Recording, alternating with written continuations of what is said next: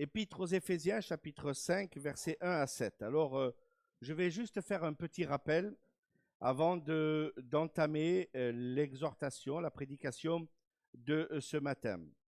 Depuis quelque temps, octobre 2021, j'ai commencé une série sur marcher avec Christ. Et pour ceux qui ont un peu oublié cette petite série, à un moment donné, eh bien, retournez, si vous voulez, sur les messages qui sont précédents sur notre site internet, donc eebma.fr, et vous pouvez retrouver cette série en tout cas. En octobre 2021, j'ai prêché sur marcher d'une manière digne de l'évangile. Ensuite, pendant le mois de novembre de la même année, j'ai parlé de marcher dans la sagesse, marcher dans la vérité et marcher par la foi. Et puis, aujourd'hui, on va voir marcher dans l'amour. Qu'est-ce que cela signifie, marcher dans l'amour? Alors, bien sûr que ces expressions sont souvent citées par l'apôtre Paul. Paul en parle souvent dans l'épître aux Éphésiens, mais dans d'autres endroits aussi. Et nous verrons aussi par la suite cette expression qui nous montre que marcher bien implique une action. Et un chrétien qui marche est un chrétien qui vit. Et un chrétien qui s'arrête de marcher, c'est quelqu'un qui ne vit plus. Par connaissance, il suffit simplement de voir un petit peu qu'une personne qui reste immobile, eh bien, n'a plus forcément la vie. Mon épouse qui travaille dans un EHPAD, dans un endroit où c'est qu'il y a des personnes âgées, il les motive constamment à bouger. Parce qu'ils savent bien que ces personnes, quand elles ne bougent plus, elles sont finies. Elles se retrouvent dans des lits, souvent, grabataires, et elles n'ont pratiquement plus la vie. Donc, en tant qu'enfant de Dieu, je pense que c'est superbe de savoir que eh bien, Paul a motivé l'Église à marcher, à continuer à marcher. Je voudrais vous lire le passage de ce matin où Paul dit dans Éphésiens, chapitre 5, le verset 1 à 7, « Devenez donc les imitateurs de Dieu, comme des enfants bien-aimés, et marchez dans l'amour, à l'exemple de Christ, qui nous a aimés et s'est livré lui-même à Dieu pour nous comme une offrande et un sacrifice de bonne odeur. Que la débauche, ni aucune impureté, ni la cupidité ne soient même pas nommées parmi vous, ainsi qu'il convient à des saints, qu'on n'entende ni paroles grossières, ni propos insensés ou équivoques, chacun qui sont contraires à la bienséance, qu'on entende plutôt des actions de grâce, car sachez-le bien, aucun débauché ou impur ou cupide, c'est-à-dire idolâtre, n'a héritage dans le royaume de Christ et de Dieu, que personne ne vous séduise par de vains discours, car c'est à cause de ces choses que la colère de Dieu vient sur le fils de la rébellion. N'ayez donc aucune part avec eux. Il y a beaucoup d'enseignements dans ces quelques versets. On va essayer d'avancer un petit peu ce matin dans l'amour que Dieu nous demande de marcher dans l'amour. John Wesley était un prédicateur bien connu dans le milieu de la Réforme. En méditant dans 1 Jean chapitre 4 verset 16 qui dit ceci, « Et nous avons connu l'amour de Dieu, et pour nous, et nous y avons cru. Dieu est amour, et celui qui demeure dans l'amour demeure en Dieu, et Dieu demeure en lui. » En méditant ce verset, voici sa citation au travers de sa méditation personnelle. « L'amour est le plus excellent don de Dieu. » Et au regard de ce que nous pouvons lire ici, dans ces quelques versets, et au regard de ce passage que je viens de citer dans l'épître de Jean, eh bien, on s'aperçoit que si je veux vivre dans l'amour, je dois imiter celui qui en est le créateur. Je ne sais pas si vous prenez conscience un instant de cela, mais ce qui est formidable, comme Paul écrit, d'abord, il montre le côté positif, les vérités positives. Et ensuite, il va dire, eh bien, voilà, ça c'est ce que vous devez imiter. Et ensuite, il va dire, voilà, ça c'est les vérités négatives. Ça, ce sont les choses que vous ne devez pas imiter. Alors, on regarde un petit peu ensemble, si vous voulez bien, les vérités positives. Le point important, Paul va supplier l'Église de vivre dans l'amour. Et il le déclare, devenez donc les imitateurs de Dieu comme des enfants bien-aimés. Verset 1er. Quelque part, Paul va insister, va supplier les chrétiens de mettre l'accent dans leur vie chrétienne, dans leur vie quotidienne. Il va leur demander de vivre dans l'amour. Et c'est quelque chose qui est important. Ça devait être important aux premières, je dirais, assemblées chrétiennes du début de l'Église, mais c'est encore aussi important de vivre dans l'amour. Chaque croyant devrait vivre dans l'amour, croître dans l'amour, devrait accomplir l'amour. C'est l'accomplissement de la loi. Laissez-moi vous rappeler cela.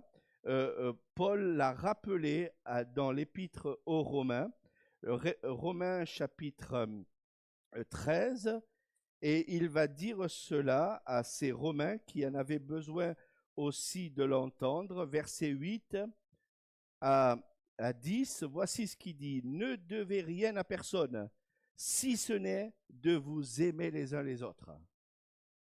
Voilà ce que Paul rappelle à ces Romains. Ne devez rien à personne. Si on pouvait s'instruire de cela aujourd'hui dans notre société, si ce n'est de vous aimer les uns les autres. Car celui qui aime les autres a accompli la loi.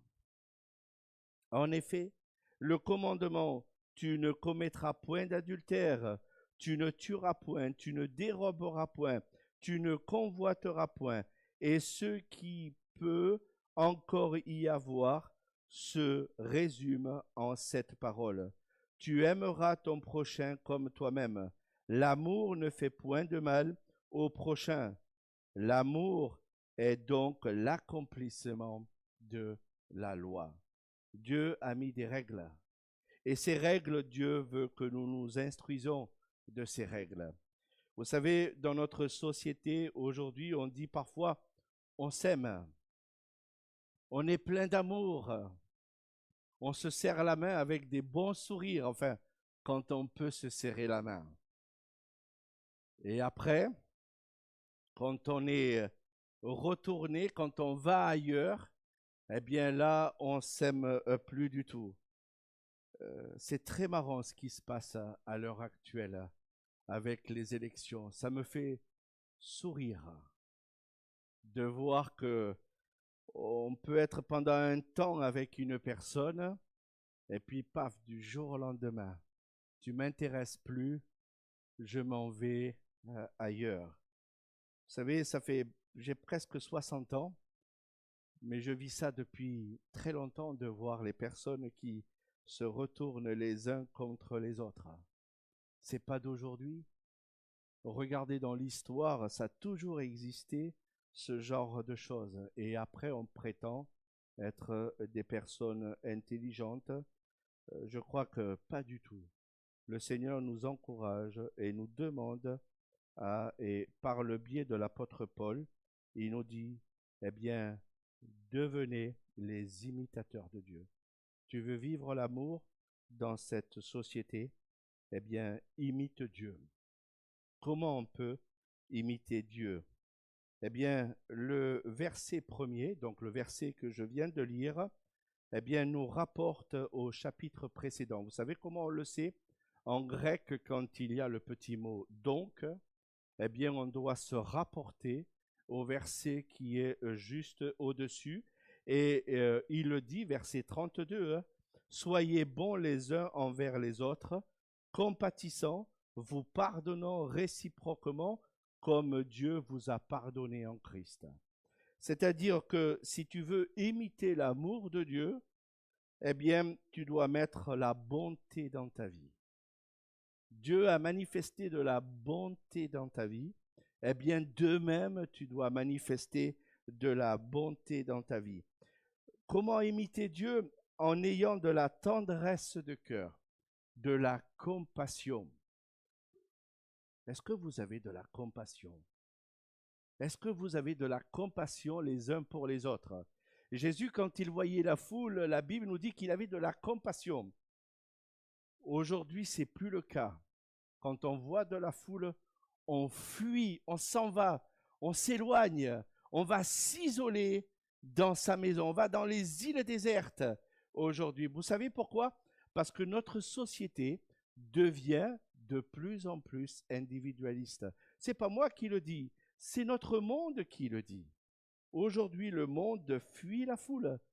Par contre, Jésus dit qu'il avait de la tendresse pour la foule, de la compassion pour la foule. Et puis, tu veux imiter Dieu, eh bien, pardonne. Pardonne. Pardonne à celui qui te fait du mal. Pardonne à celui qui te fait du mal. Si quelqu'un te frappe la joue, tends l'autre. Moi, on ne m'a pas appris ça. Mon père me disait, si un jour on te frappe, il faut rendre l'appareil. Et j'ai appris dès ma jeunesse à celui qui avait envie de me frapper. Il avait affaire déjà à un homme costaud, parce que j'ai toujours été costaud. Hein. Aujourd'hui, je suis bien portant, mais dans ma jeunesse aussi, je peux vous montrer des photos à la maison, j'ai toujours été costaud. Pour celui qui voulait me frapper, il savait à qui s'y attendre. Hein. Mais voyez-vous, ça c'est le monde qui instruit cela.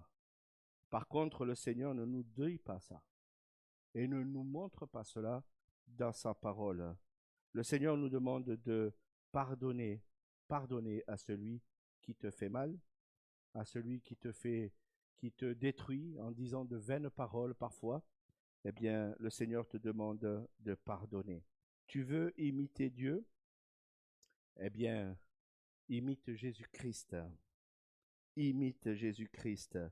La vie de Jésus est un exemple pour nous et elle doit le manifester dans notre vie régulière. Voici ce que Pierre dit dans sa première épître, chapitre 1er, versets 14 et 16. Comme des enfants obéissants, ne vous conformez pas aux convoitises que vous avez autrefois, quand vous étiez dans l'ignorance.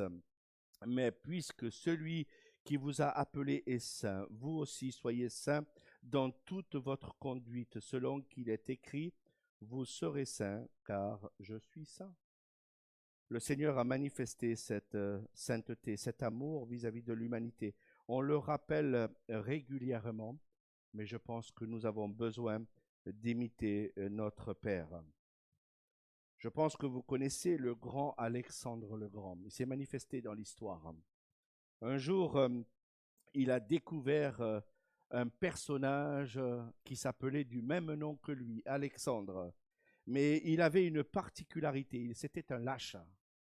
Et quand il a appris Alexandre le Grand, il lui a dit, renonce à ta lâcheté ou renonce à ton nom. Voilà ce qu'Alexandre le Grand a dit, renonce à ta lâcheté ou renonce à mon nom. Tu n'es pas digne d'apporter le même prénom que moi, Alexandre. Et je crois que c'est quand même quelque chose qui nous manifeste en tant qu'enfants de Dieu. Nous disons que nous avons l'Esprit de Dieu en nous, bien nous devrions montrer de la bonté vis-à-vis de l'autre. Nous devrions montrer de la tendresse vis-à-vis de l'autre. Nous devrions montrer dans notre vie tout le caractère que le Seigneur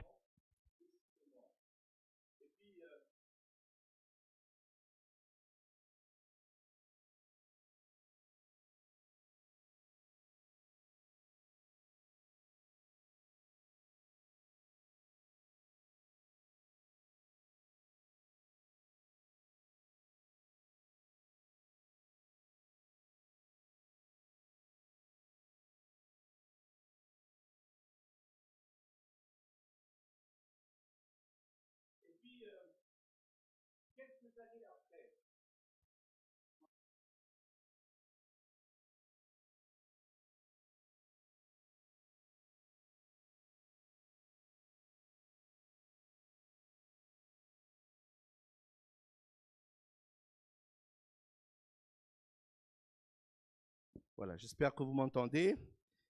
Il a repris son plus beau stylo et il a dessiné Tonton. Quelques années après, c'est bien représentatif, hein? Le personnage est bien, très très bien représenté. Et il a dessiné Tonton parce qu'il était en train de me regarder d'un air un peu étrange, même s'il était tout petit.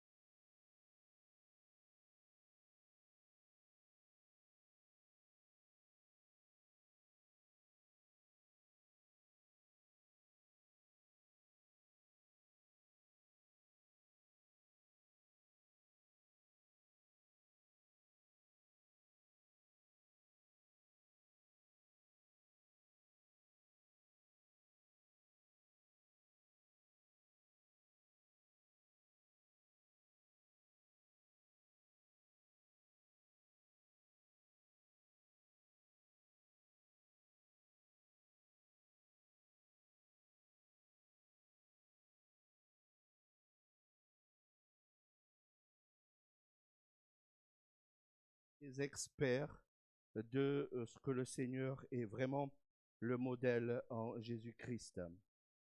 Oui, si nous voulons reproduire le Seigneur Jésus-Christ, il suffit simplement de regarder Jésus-Christ, de le lire, de l'étudier, de voir ce que Jésus a fait ici-bas sur cette terre, et vous allez voir que au plus vous le lirez, au plus vous lui ressemblerez.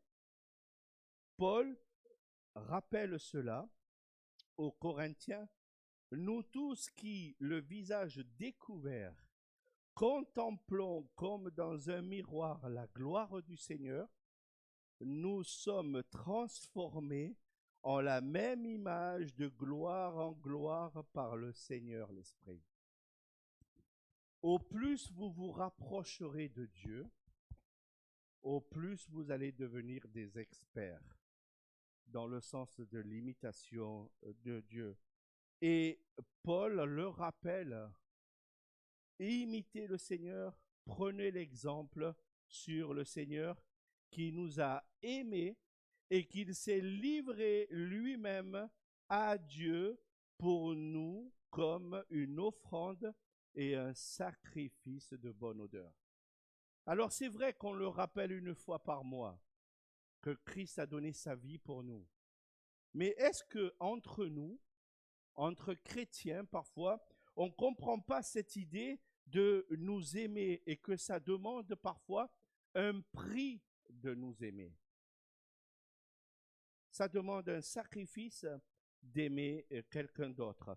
Ça, c'est l'aspect positif. Maintenant, regardons l'aspect négatif. Paul fait attention à la contrefaçon. Et la contrefaçon, vous allez me dire, mais c'est visible parfois. Pas tout le temps. Vous savez, j'aime bien regarder les émissions sur la douane. Je ne sais pas si vous connaissez ces émissions que vous voyez dans les chaînes privées à la télévision, sur la douane. C'est pas toujours facile de déceler la contrefaçon. Et il y en a, ce sont des spécialistes de cacher les choses en soi, ou dans une valise, ou dans des statuettes parfois. Il y en a, ce sont des spécialistes pour cacher. Je ne sais pas si vous connaissez les mules, cet esprit de personne qui se met en lui des drogues et il les transporte, n'est-ce pas? Et quand on s'aperçoit qu'elle avait des millions d'euros en elle, cette personne, je me dis, mais elle n'est pas bien. Imaginez qu'une seule gélule explose. Mais elle est foutue. Et je me dis, mais voilà, ces personnes-là montrent qu'ils sont des personnes normales, et dans la réalité, elles ne sont pas forcément normales. Nous avons besoin de ne pas imiter la contrefaçon. Et le Seigneur le rappelle par le biais de l'apôtre Paul, attention à la contrefaçon. Il y a là un amour qui est falsifié, que Dieu montre clairement au travers de la bouche de l'apôtre Paul. Dieu le rappelle que la débauche, ni aucune impureté, ni cupidité ne soit même pas nommée parmi vous, ainsi qu'il convient à des saints, qu'on n'entende ni paroles grossières, ni propos insensés ou équivoques, choses qui sont contraires à la bienséance, qu'on entende plutôt des actions de grâce. Inspirez-vous, frères et sœurs, de ce genre de versets. Vous savez, on a tous de la famille et des fois je reprends certaines personnes parce que des fois je me dis waouh, elles ont, comment on appelle ça, un dialogue chartier, comme on dit chez nous parfois. Mais vous savez, on n'est pas mieux parfois hein, quand on parle, quand on discute, quand on dit certaines choses. Il y a le Seigneur qui doit vraiment changer notre cœur et notre attitude par rapport à cela. Oui, on peut, si on ne fait pas attention, être dans un esprit de contrefaçon. Et Paul le rappelle très clairement au travers de sa parole et il nous le dit aussi, ne soyez pas contrefaits. L'Esprit de Dieu ne peut pas vous remplir l'esprit si vous faites ce que Dieu ne déteste en réalité. Quoi que Dieu fasse, Satan le contrefera.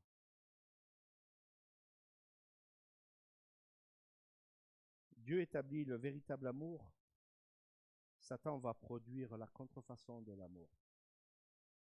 Vous savez où je le vois ça? Dans les médias aujourd'hui.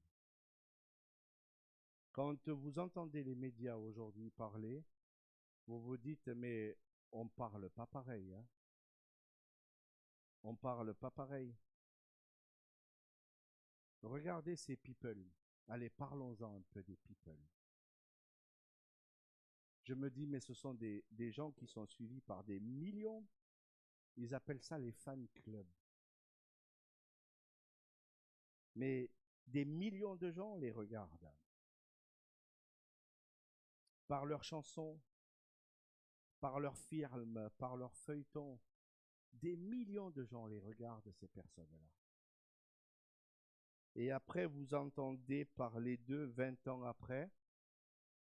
Il était pervers. C'était un pédophile. C'était ceci. Je ne veux pas jeter un jugement sur ces personnes-là. Mais je me demande parfois, même nous en tant que chrétiens, on suit trop de personnes qui sont des contrefaçons. Ils prônent l'amour humaniste et dans le fond, ils ne sont pas si humanistes que ça. Ils prônent des choses qui sont sans Dieu bien souvent et après on s'aperçoit 20 ans après qu'ils sont des débauchés. J'ai rigolé récemment quand j'ai entendu l'affaire avec Boris Johnson. Je ne sais pas si vous connaissez Boris Johnson, qui disait à ses Anglais, confinez-vous. Moi, pendant ce temps, je vais boire à l'apéro. Hein? Confinez-vous, restez à la maison.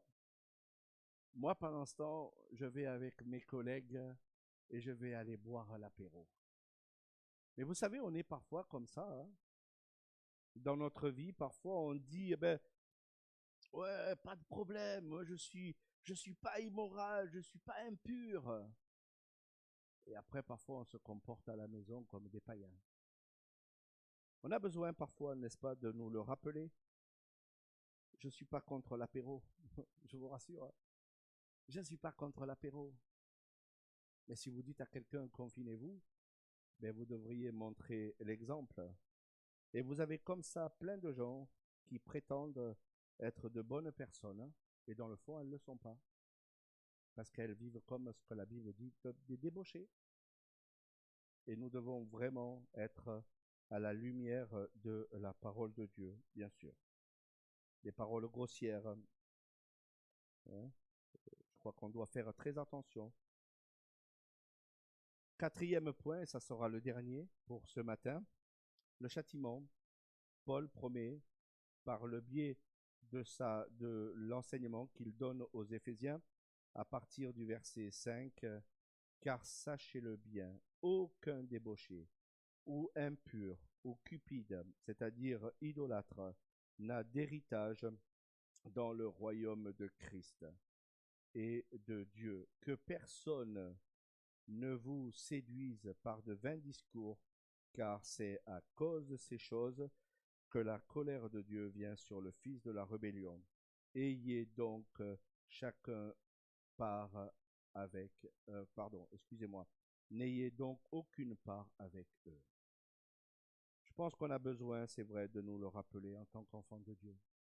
Que toutes les personnes qui ne marchent pas à la lumière de la parole de Dieu, ils auront des comptes à rendre. Alors je le dis, on le dit souvent, et je le crois de plus en plus que j'avance, au plus j'ai des cheveux blancs sur ma tête, au plus je me dis, mais un jour, quand je vais me montrer devant le Seigneur, quand le Seigneur va me dire, dessine-moi ta vie, Nicolas, montre-moi ce que tu as fait dans ta vie. Ah, il va falloir que je sois clean, hein. Il va falloir que je sois propre, hein, devant le Seigneur. Alors c'est vrai qu'on n'est pas des êtres parfaits, loin de là. J'ai jamais dit, et je ne dirai pas, au travers de cette prédication, qu'on est des êtres parfaits. Mais on doit aspirer, n'est-ce pas, à imiter le Seigneur Jésus-Christ dans notre vie, premièrement, mais en même temps, à imiter la seule personne que nous devons imiter. Car la grâce de Dieu, source de salut pour tous les hommes, a été manifestée. Elle nous a enseigné à renoncer à l'impiété, aux convoitises mondaines et à vivre dans le siècle présent selon la sagesse, la justice et la piété. Tite chapitre 2 versets 11 et 12. Vous savez, parfois quand je regarde ce monde, j'ai envie de le fuir, ce monde. J'ai envie de me retrouver avec le Seigneur Jésus-Christ. Oui, j'ai envie de me retrouver avec le Seigneur Jésus-Christ. Parce que je sais que là-bas, il y aura la félicité. Il n'y aura plus de pleurs, il n'y aura plus de larmes, il n'y aura plus de tristesse, il n'y aura plus de souffrance, il n'y aura plus toutes ces âneries que j'entends parfois. Si vous entendez, mes frères et sœurs, plus de 5 promesses, faites attention. Faites attention. Si vous entendez aujourd'hui plus de 5 promesses, faites attention, parce que de toute manière, il ne pourra pas les tenir. Ils ne les tiendront pas, leurs promesses. Et ils sont des spécialistes aujourd'hui pour nous faire des promesses, des choses qu'ils n'arriveront même pas à tenir. Alors nous ne faisons pas des promesses inutiles en tant qu'enfants de Dieu. Imitons, comme le Seigneur nous le dit, imitons Dieu et marchez dans l'amour à l'exemple de Christ. Le Seigneur ne nous demande pas de faire de vaines paroles, de dire des choses qu'on ne mettra jamais en place dans notre vie. Marcher dans l'amour, c'est possible de marcher dans l'amour. De marcher selon l'Esprit de Dieu, c'est possible. À la conversion, vous avez reçu le Saint-Esprit. Si vous n'arrivez pas, le Saint-Esprit va vous aider à vivre selon l'amour du Christ. Et vous pouvez lui demander, si vous manquez de la sagesse, le Saint-Esprit est là pour vous aider. Alors soyons des imitateurs, comme nous le rappelle l'apôtre Paul. Devenez donc les imitateurs de Dieu comme des enfants bien-aimés et marchez dans l'amour à l'exemple de Christ. Amen. Que le Seigneur vous bénisse au travers de cette prédication. Je vais finir le culte ce matin par la prière. Seigneur, je veux te remercier pour la vie que tu nous donnes en Jésus-Christ. Merci parce que ta parole est là pour nous rappeler combien il est nécessaire, combien il est important. Et si nous disons que nous sommes des enfants de lumière, eh bien nous devons vivre comme des enfants de lumière. Alors apprends-nous, si parfois on dérape et il nous arrive de déraper, eh bien Seigneur, de nous le rappeler, tout simplement, de nous remettre sur le bon chemin et d'imiter ta personne. Seigneur, au travers de ce qu'on rappelle parfois, au travers de la croix de Jésus-Christ, tu mérites, Seigneur, toute notre attention. Et nous voulons vivre à l'exemple de ta parole. À toi en revienne toute la gloire. Au nom du Seigneur Jésus-Christ. Amen.